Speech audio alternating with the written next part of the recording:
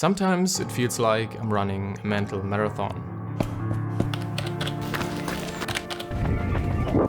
It's exhausting.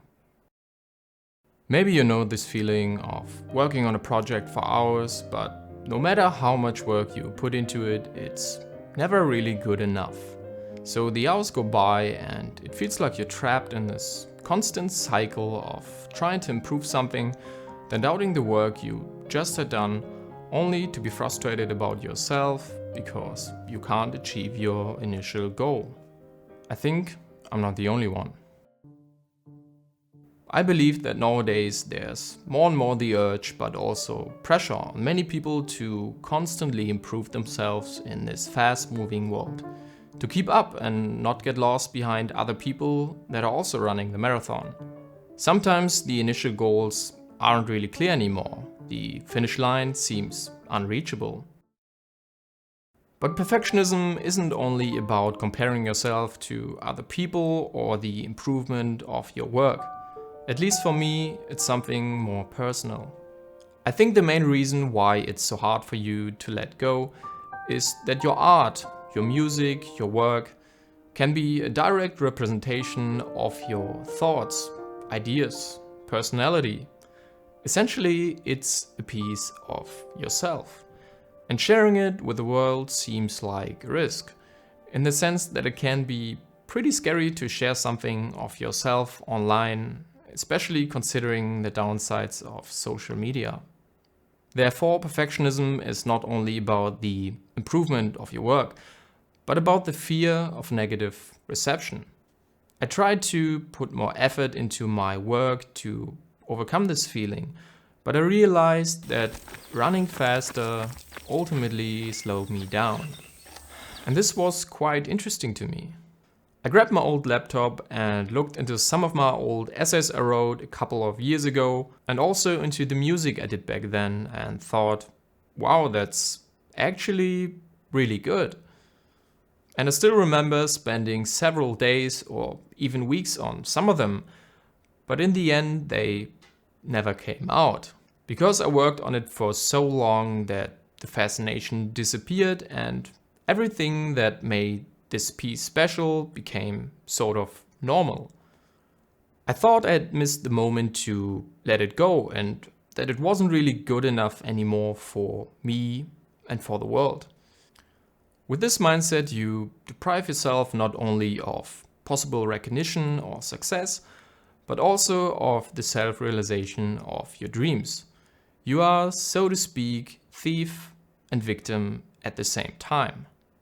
And as you may know, many popular artists like Kafka or Van Gogh couldn't really live from their art and only became famous after their death.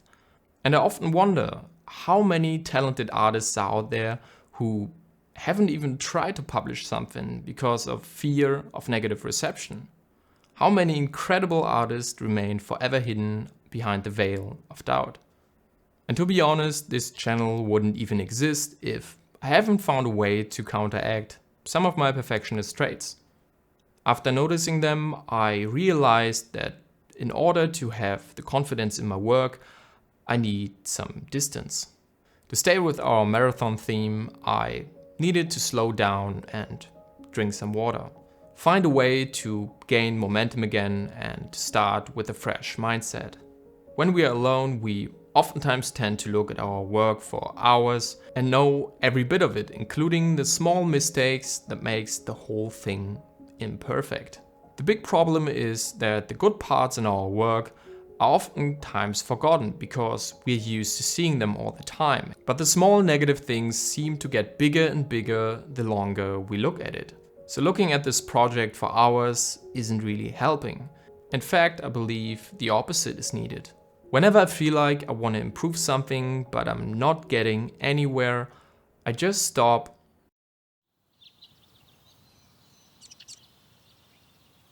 and take a long break. Even if it's just a few minutes, it really helps to refresh your mindset. And when I'm coming back, it's much easier to appreciate the good parts of your work again, which helps to evaluate your work more realistically. The role of the artist is to ask questions, not answer them. And I think this idea has helped me a lot to not get lost in my own mind. And is especially important to understand for every creative person who's trying to share their work online. Because nothing bad will happen if you don't deliver what you consider perfect. I do think that you should push yourself creatively to become a better artist, musician, etc. But what I actually mean by that is that you never know how other people will react to your work. The majority of the people probably will like your imperfect work.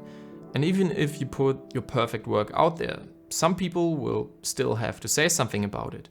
But the key point to remember is to start a conversation and to exchange opinions and thoughts in a medium that is constantly changing.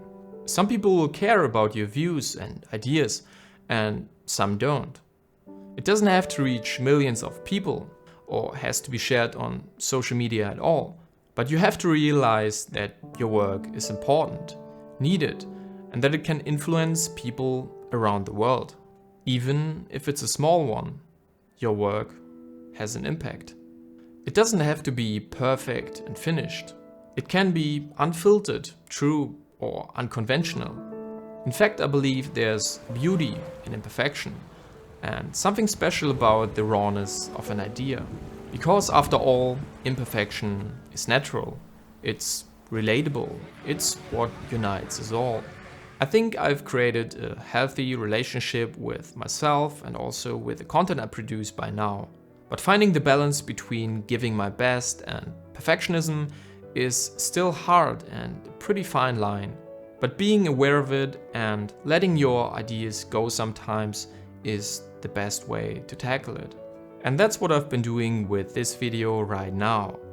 And I know it was something different and by no means perfect, but for me, it was good enough.